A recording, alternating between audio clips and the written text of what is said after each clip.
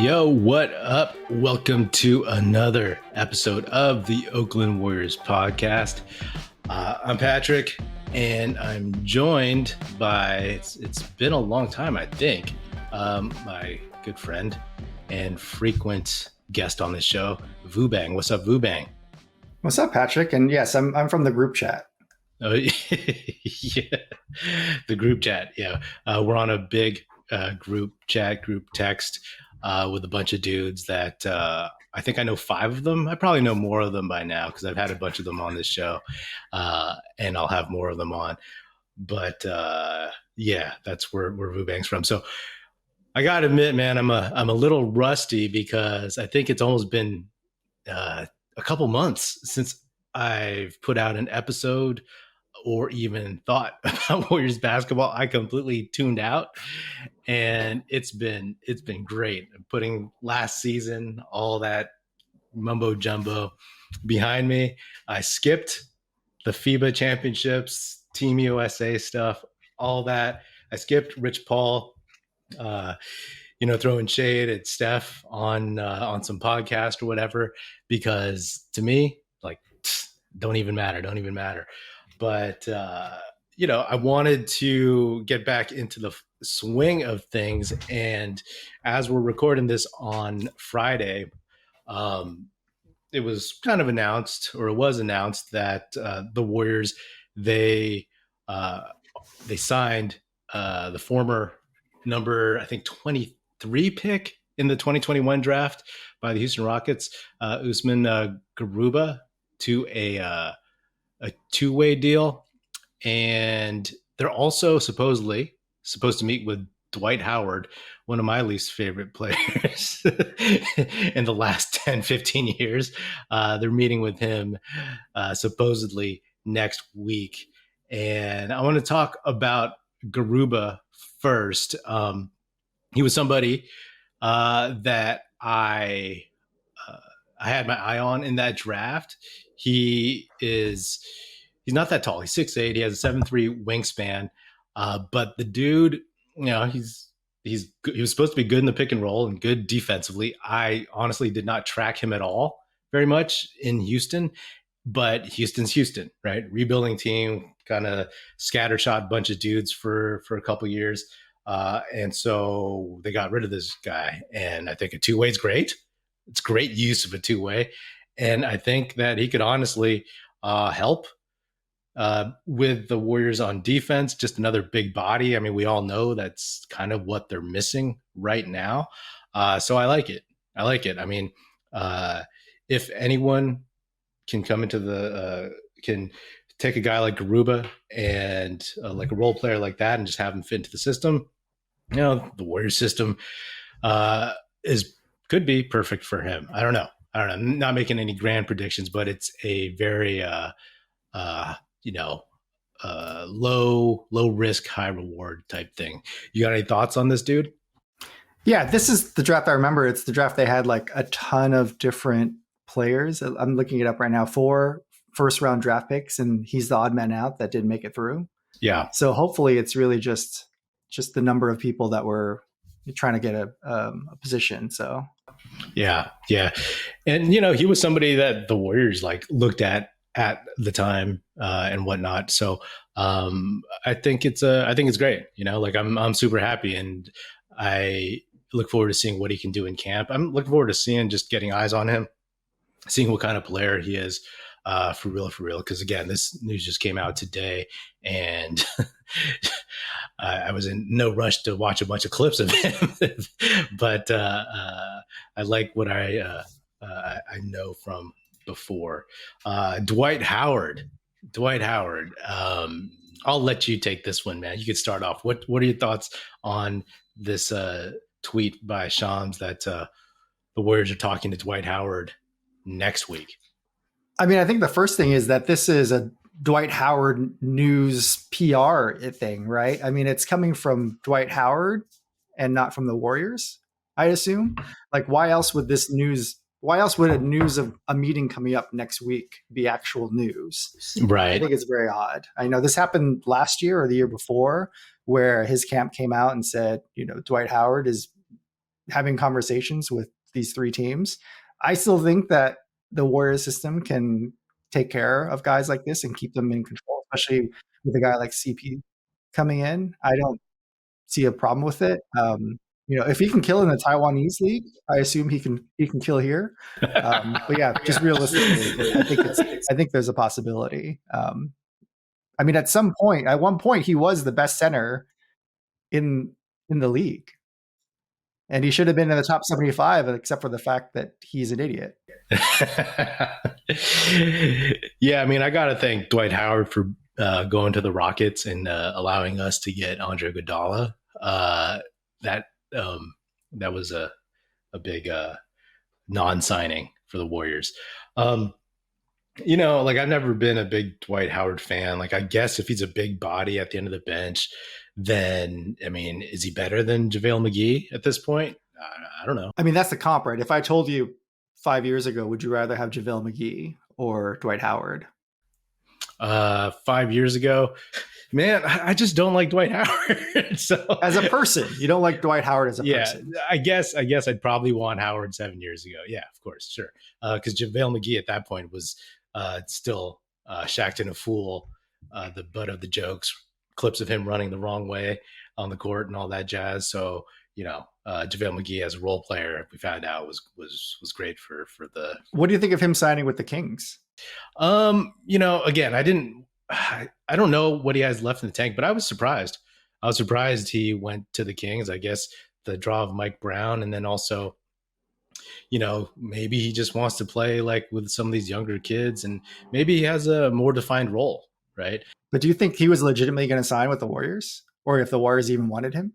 I don't know. I mean, like I said, I was tuned out. I didn't catch any rumors or any kind of like intel from anyone hypothesizing this, that, or the other. Because when he was a free agent, I was like, okay, Warriors should maybe look at him and swoop him up. But because the narrative is that the Warriors wanted him and he went to the Kings instead. And I just don't know if I believe that narrative, that it was even his decision.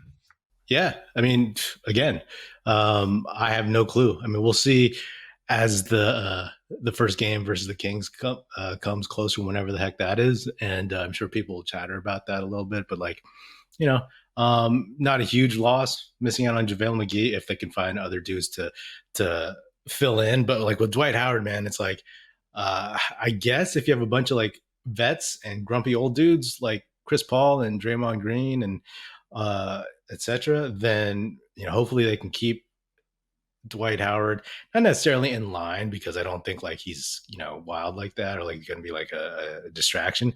But the whole thing is he's never been a quote unquote Warriors type player, so that's what I'm looking for. Even if he is end of the bench,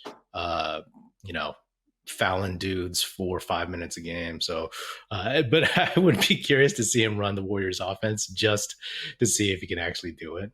But we'll see. I personally, I don't know.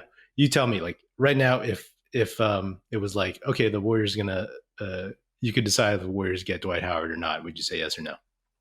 I'd say yes. I mean, I would rather have a Dwight Howard than a Kent Bazemore coming back, or even a JTA coming back. Like, we know what they're like in the playoffs.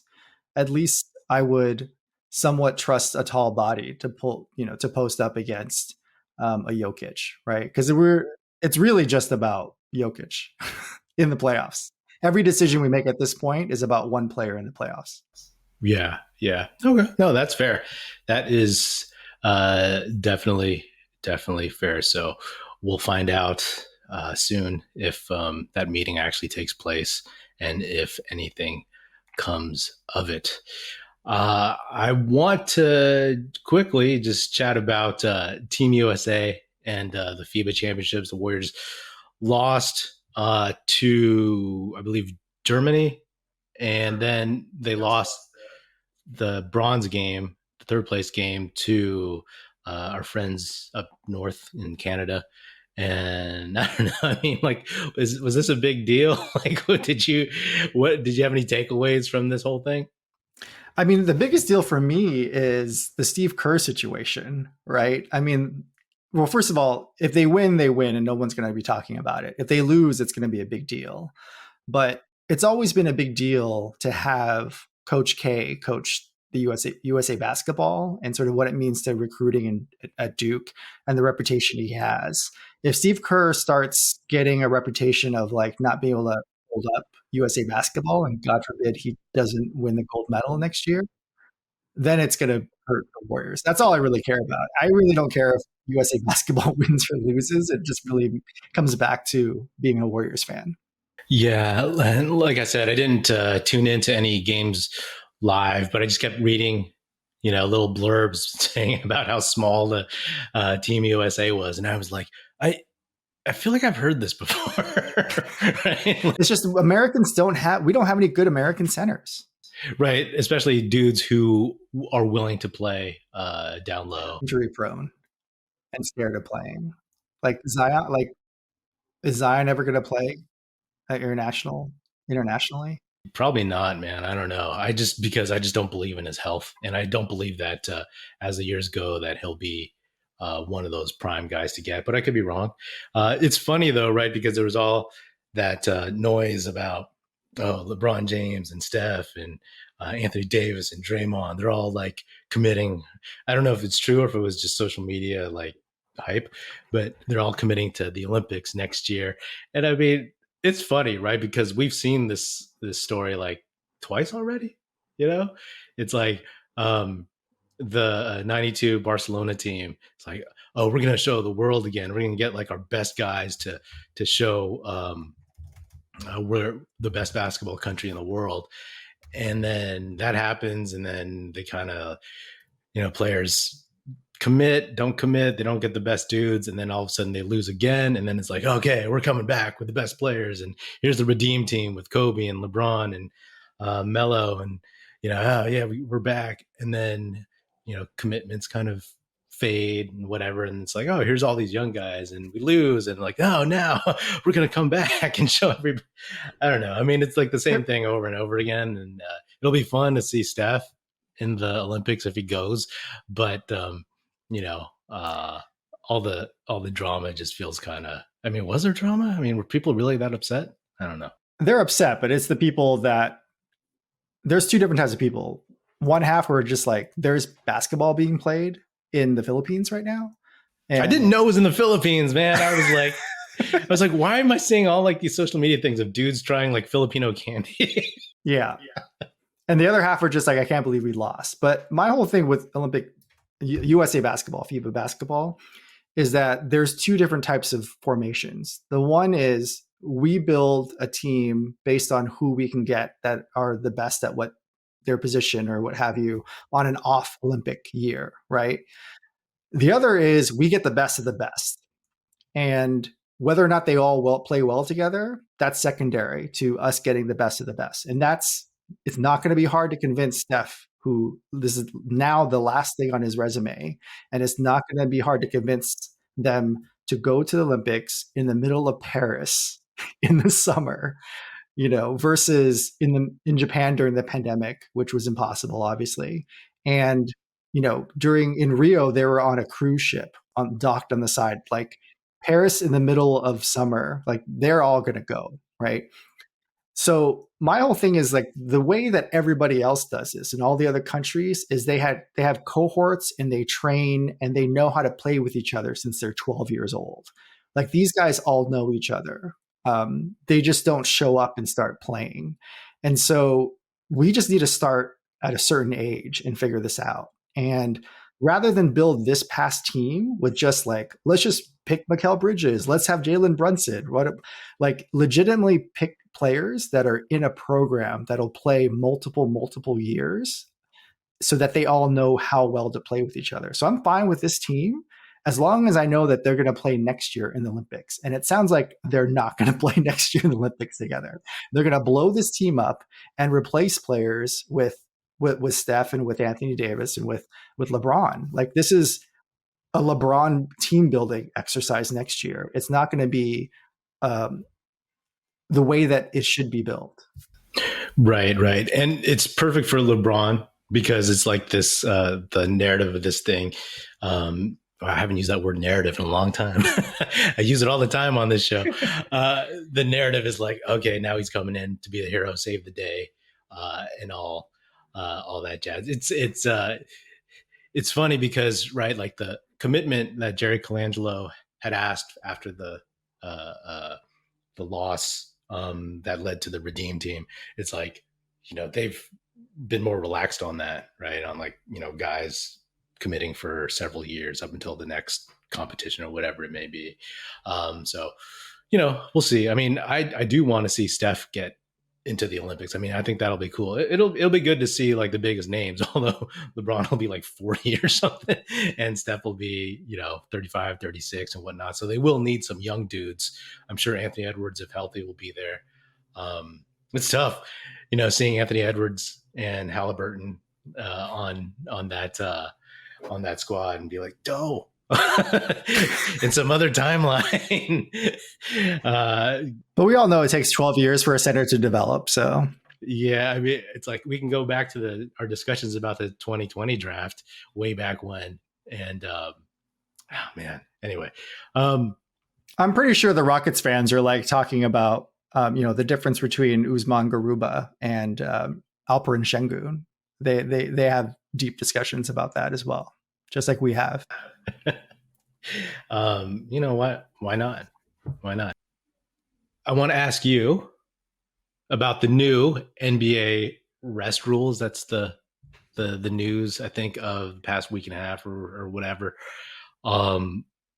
What are the rules? Tell the listeners, viewers. Oh my God, am I supposed to go over them? Well, I mean, just the basic rules. I mean, you basically you can't rest your stars, and stars is determined by how many All-Star games you get, or All NBA. Yeah, and if you do rest, then you're going to get fined $100,000 the first time, $200,000 the next time, and I think $1 million the next time. But the whole idea is that you get star players to play in nationally televised games. And the NBA set it up so that the second game of a back-to-back that's a national game will there'll be no back-to-backs if the second game is a national game. And so we shouldn't have an issue with rest when it comes to national games. It's going to affect the Warriors greatly because we theoretically have 4 stars based on that criteria. I would say there's an asterisk with those 4 stars, because it's Draymond and CP as well at their particular ages. That would probably mean that they should get some rest. But I think there are some rules built in for 35 and older or 34 and older. So I don't think it's going to affect CP as much. Okay. Okay. Wait, what are the rules for 34 and older? I'd have to double check that, but I think there's some concessions for. Okay. Yeah. Because Draymond, I think, was an All-Star a couple years ago, or it has to be within 3 years, the All-Star thing or the All NBA team type thing. One good thing is that Klay Thompson is in the clear because he has not sniffed either of those, of course, since his injuries. So he can rest as much as he wants. So the NBA will allow pre-approved designated back-to-back allowances for players who are 35 years old on opening night or have career workloads of 34,000 regular season minutes or 1,000 regular season and playoff games combined. Okay, so I obviously don't have the math on the Warriors vets, but I'm pretty sure they are going to be good to go. I mean, Draymond's not going to be 35, Steph not yet, and then it's really Chris just Paul CP. is like 65. I'm pretty sure CP probably helped create this rule. So is he still like a part? He's of not the on the. He's not on the. Okay. On the players union anymore. But Wiggins is the one All-Star from the past few years who cannot rest, but he's like 28, so not too worried about him in that respect. But that being said, though, guys like I mean, there's a bunch of older teams in the West, right? Like the ones when they're all healthy. It's like the Suns, the Clippers, the Lakers, right? I mean, at least the Lakers' 2 best players. So it's not just going to be the Warriors who could be affected by this kind of thing. But I was joking. I was like, well, CP is going to like break down by November, and we're just going to like release him or something, right? But I guess if he's covered by the concessions, these extra old man clauses, then they'll probably be all right. I mean, I guess I'm not overly concerned about this rule, and I'm all for players playing, playing simple, and I know a lot of them are too. I'm all for it. I don't think the rest has really helped player injuries the past few years. I don't know if like we could come. There's a lot of topics out there, a lot of discussion about whether or not the rest actually helps. But my whole thing is like, why are we fining? Why is the NBA fining teams by resting players and not actually incentivizing the regular season? Like there's other ways to make the regular season more important. There's a reason why they're resting, because they care 1000% about the playoffs more so than anything else. I mean, this is probably a Warriors issue because of the 73-9 season. Like, great, we're regular season champions, but nobody remembers that or cares even. This is true across all four sports, right? The team that has the regular season record has lost the championship in baseball, football, and basketball. And I don't know what the fourth is, probably hockey, right? And so can we just make the regular season more important instead of fining $100,000? I don't know. They have the tournament now, which I don't know. The tournament is a whole other thing. I mean, I think my whole theory about it is to test the waters for a Las Vegas basketball team. That's what the tournament is about. Yeah. I'm all for a Vegas team. You know that. Vegas, Seattle, those are the expansion teams that we always on the group text like mention. So, and then send the Memphis OKC to the east, or the Pelicans to the east or something. Please. But yeah, I think the rest rules are that's great. I'm crazy enough to go to like random basketball games when I travel throughout the country. So like a random game in Milwaukee on a Wednesday, or I want to go see the Warriors play in Dallas this next March. And I can't imagine. Can you imagine the people who have spent for the past 10 years fly from overseas all the way to Oakland at the time to see Steph Curry play, and he gets rested on like a Tuesday? He doesn't rest at home. But just like flying somewhere overseas, right, thousands of dollars. Like in some ways, you should just get your money back. But I mean, the only equivalent to this is when you go see a play and you get an understudy instead of the main actor. I mean, I know a lot of the players, like it's the teams that push the rest and stuff like that. So hopefully everybody's happy with this kind of thing, and we'll see how it plays out. And yeah, the in-season tournament, that is 100% something that I have not even paid attention to. When they kind of announced what in the off season what it's going to be like, I was like, okay, I'll figure it out when the regular season starts, because we'll see how that all plays out. I was very confused with MLS because they have like a championship league thing that happens in season. And I was watching all of the Miami games with what's his name, the most famous soccer player in the world, with Messi. And when they won the in-season thing, like it was like a huge celebration. And I was like, did they just win like some sort of cup? And then I looked it up and I'm like, why is their record last place? And they're just celebrating this cup thing. And I had to dig in and realize that this is whole in-season thing. And are we ever going to get to that part where like, the Houston Rockets win the in-season cup and then they celebrate like they just won the championship? Meanwhile, we have a championship 5 months later. Very, very odd. Yeah, I don't know. I do think it's funny that, like, again, this may have been towards the end of last season that they said the winner gets the players get like $500,000 or something each. And I was like, Steph makes that in a game or something. Oh, but it means a lot for 7 of those players, though, right? Yeah, I know, but incentivizing like the getting buy-in from the